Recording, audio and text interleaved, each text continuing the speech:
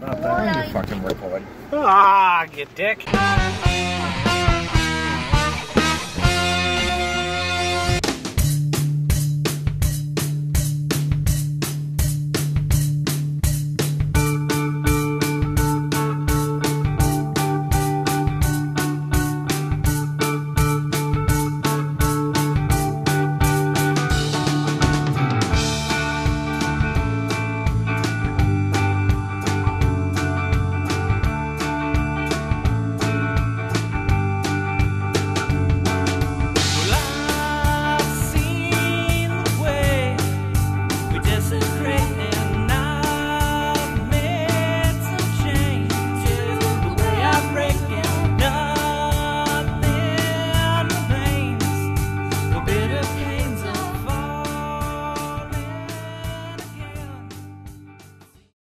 I named one of my testicles Jesus Jones.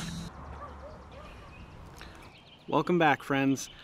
Those events occurred exactly 1 week ago today, the day before we left to come back to Massachusetts on Monday. I cut in some duck pond footage in there because I didn't have a lot of interesting duck pond footage, so I thought I'd just throw it in there. We actually went there far later in the day, but none of this has been in real chronological order. I've been trying to keep it, especially the journey on the first, Last Road to 40 Part 1. I've been trying to edit the actual party, and I'm having a hard time figuring out what I want to do with it. There's a lot of fun and interesting quotes in there, but there's not a lot of substance, so I'm leaving it to the last video. I was going to do 3 videos, I'm going to do 4 now. This one, what I'm going to show you next is basically just my old stomping grounds, where I grew up, where I used to hang out, the school I used to go to for middle school. Beyond that, that's about it for this video. But I think a lot of you will find it interesting, especially people who have heard me talk about where I live, where I grew up, and the places that I would ride my bike or whatever. Anywho, thank you guys for sticking through the first 2 videos. The response has been great, so it feels really nice. I hope you like this one, and like I said, the 4th one is just going to be very different. I think I'm going to throw it in with a lot of music and stuff like that. So yeah, check this out. Here's my old neighborhood. We're walking the old neighborhood now. We're gonna see some kittens! Look, there's a dead bird.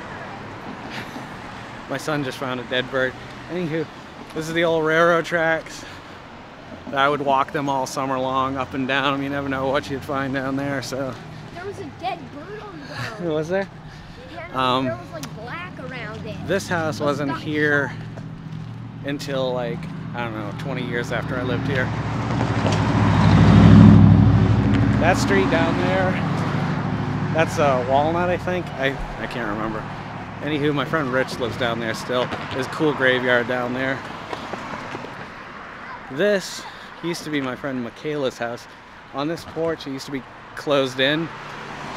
There were these kittens. I'd play with them once. And this yellow house right here were my neighbors for 30 years. Lots of different people lived in this house, but there was one family that was consistent. I can't remember their names, so I hope they don't come out. But it's this house.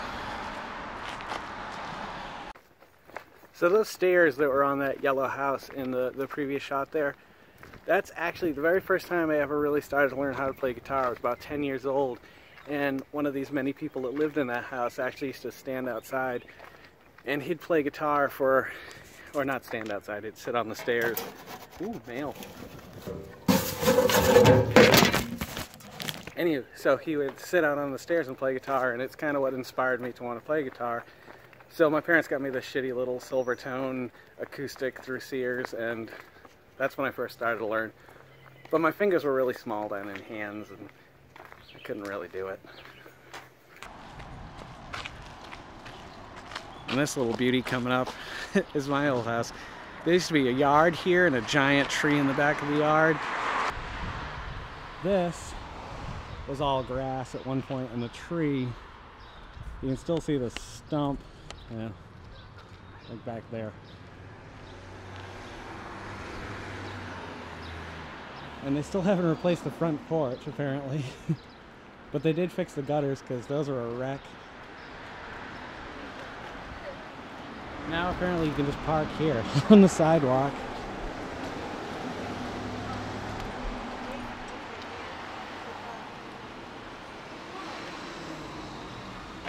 Okay, let me stop you just for a quick moment here. I realized as I was editing this video together, there's a few moments I want to stop and just tell you a little bit about the location and so on and so forth.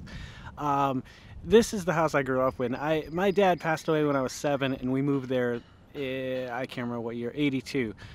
So we moved out in 2004, so it was right before my 30th birthday. So it was about, 23 years we lived in the house. It wasn't quite 30 years, but I'd lived there earlier. It doesn't matter. As I was editing this video, there's so much stuff I wanted to stop and just talk about briefly, but this video is going to be really long, so I'm going to try to keep it as brief as possible. When I got to the house, I realized I've lived in this house with so many different people. I've had so many insane experiences in this house, from ghost stories to playing music with friends that came over, to the days of the chill room. I don't know, the countless hours of time I spent playing Dungeons and Dragons in this house. It's just pretty crazy. There were the years that I was really heavily involved in the church and the people I hung out with that time, and I could tell you countless stories. But if you go back to the Road to 40, that's basically what the Road to 40 was about. So you can usually search. My titles are a little crazy, and they don't quite describe what's in the episode all the time, but there's a lot of stories you can find from there. Tales from the Chill Room are great episodes to learn a little bit more. So yeah, this is 85 Winthrop Street. That's the house I grew up in. It is, yeah. And that's where I used to live. I'll show you the backyard in a second. This fence is all new. Bunch of broken glass. New fence. New old fence, I guess. Some shit down there. There used to be a big, right in this yard above the cars, was a big grapevine that's not there anymore. The woman that owned that grapevine, there was a Portuguese, surprise, surprise, family that lived behind us. And I remember Jeff and John, I want to say Hastings, but I think it was Gallagher. I can't remember. Anywho, it was Hastings. I think maybe it was a different marriage or something like that. We were lighting fires out back, and we actually had found a cigarette that was still lit in the parking lot. We got it, we smoked it, and we were taking matches and lighting them, and she came out and yelled at us, and we ended up hiding in... They still haven't replaced the bulkhead. The bulkhead's a mess. I also remember in that bulkhead having to rush out through that bulkhead once because we found my grandfather's mace and decided to spray it in the cellar. Yeah, that was smart, huh? So let's head back. Nope. And this street, I would walk this street. Scott and Larry used to live on the street. This is Cohanna Street, it's the one right across from Winthrop Street, or right behind Winthrop Street.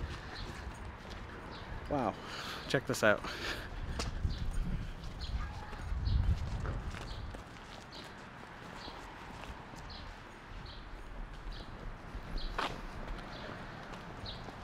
I didn't know everybody lived on this street, but I did know a few people.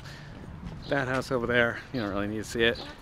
My friend Scott's cousin Dawn, her grandmother lived there. This was my old friend Scott's house here. I'm starting to freeze to death. And back here, that house at the end over there,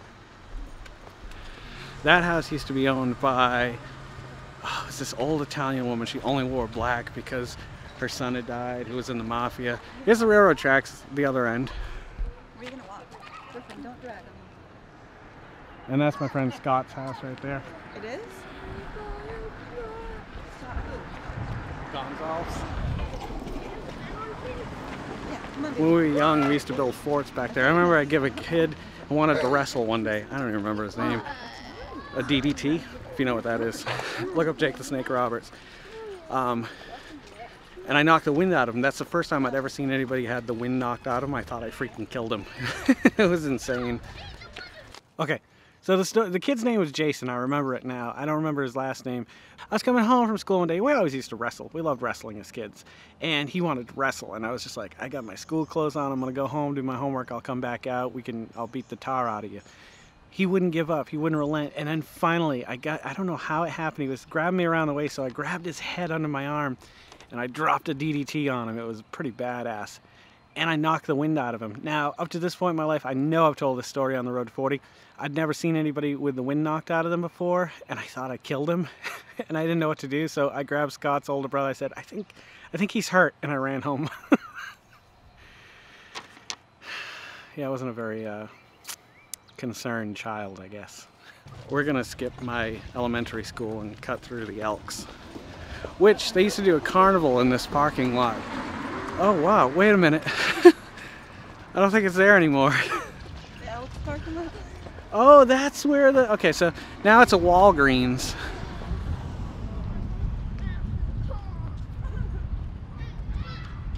That house used to be abandoned. What? My friend Larry used to live in this house over here. Who? Larry Rivard. Oh, I thought you said Mario. No, this house here. Now they're hiding something. They're hiding something behind that blackness.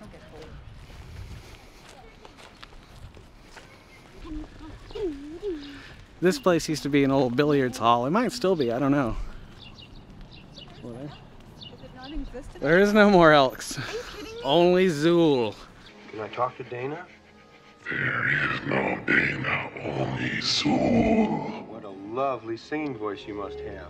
This church over here, they used to have yard sales, and they would throw everything away at the end, and me and my friends would go and jump in the dumpster and take it out. That one. This one.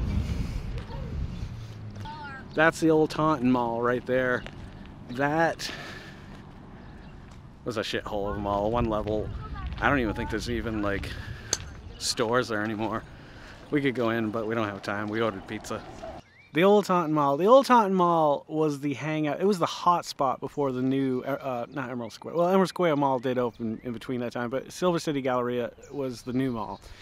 The old mall was awesome in its prime. It had a Bradley's on one end and a Stop and Shop in the other end. I remember my aunt worked at the candy store for a while, and anything like broken chocolate she could bring home. Holy shit, I had a lot of chocolate back in those days. I remember putting chocolate on pizza, and it was delicious. I don't know what that has to do with anything. I also remember the arcade. That helped garner my love for video games. I mean, I'd had video games growing up, but Spy Hunter. I used to love going there and play Spy Hunter, and I think it was the original Street Fighter. Those were my two games that I could actually function on and not feel like a complete moron. And the last thing I want to mention is the joke shop, Spencer. Before it was known as Spencer, it was the joke shop. And they sold Halloween masks, and they sold prank things and smoke bombs, and it was awesome. And I remember they had a nickel glued to the counter, and I always used to try to get it off, but it was a joke thing. Anywho, if you remember any of those things, then I'm sure a lot of memories come back to you. The old Taunton Mall was pretty awesome in its time. Bringham's, was that the restaurant that was in there? That was good food. I like their onion rings. 35mm, Yeah. That's pretty cool. Nice. I don't think I'm going to be able to get you into... Looks like there might be a gate. If there's no gate, we'll cut through here. But that's my elementary school. Actually, Taunton Mall looks better than I remember. I know. That old mall that used to be a piece of shit actually looks nicer than it ever did. What is that? Save-A-Lot. What's a Save-A-Lot? I don't know, probably like a... I bet you save a lot there. Thing where you save. See this ramp down here? I don't know, you probably can't see it through here. What room? I used to love to ride my bike down there because it was like a huge angle and you could just get some speed. And you had to stop before you got to the end though. But when it would rain, it would flood like crazy and there'd be tons of water at the bottom. And this is the entrance to the old school. Oh, this is Taunton's alternative high school now. So it is a school again, but it's not. This is a middle school. Or like into grunge and stuff. If you like Nirvana or Pearl Jam, this is the school you want to attend for high school. This is my 5th grade home, right here, this room right here. This was my 5th grade homeroom.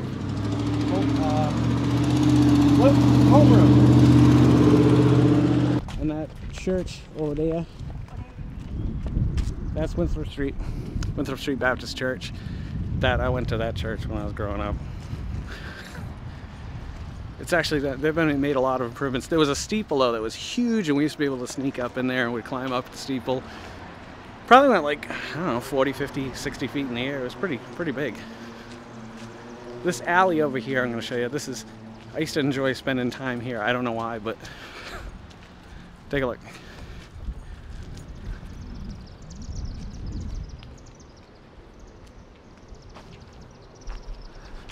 That was the back of the school.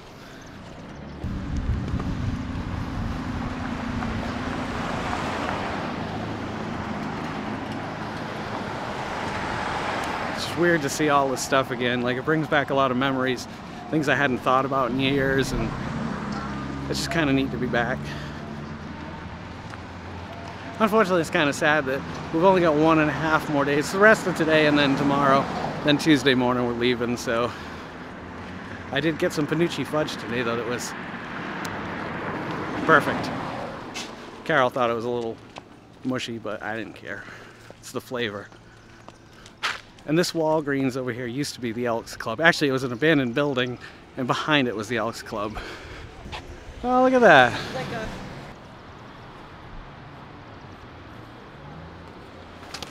Don't pick random shit up off the ground. Come on. What is that? That's not fluffy.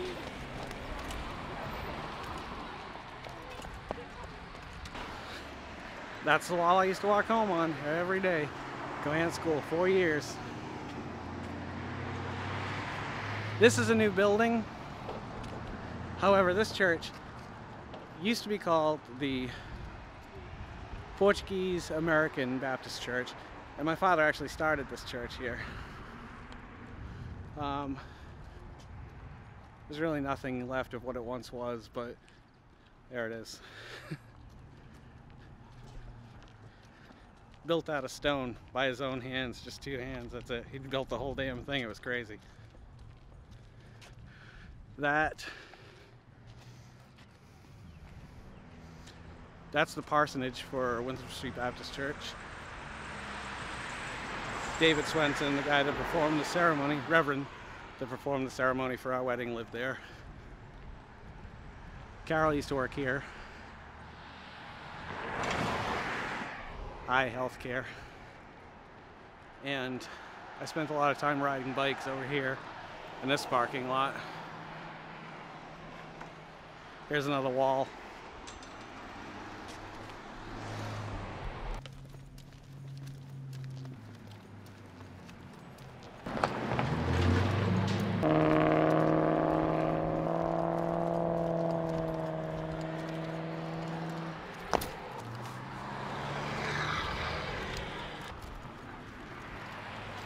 And back at Cardino's.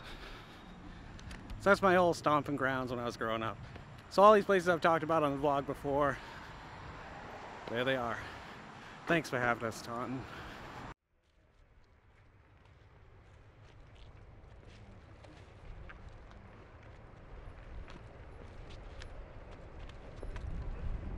It was a little heartbreaking.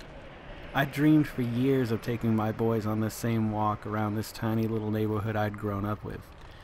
But only now did I start to comprehend that they'll never make the connections to this place that I did. They'll never experience running away from a bully in this neighborhood or scraping their knees in the Bubblette parking lot.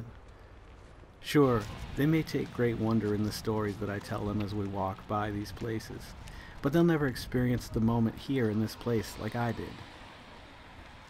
I knew now that this little walk was really more for me than them. Stories are nice. They tell a little history about a person or a place. But time moves on and things change and new lives grow around you. You find yourself in the middle of nowhere with nothing but these stories, and all you want to do is share them with the people that you love. I guess maybe that's the best part about life. There's always a new adventure around the next corner and another story to write.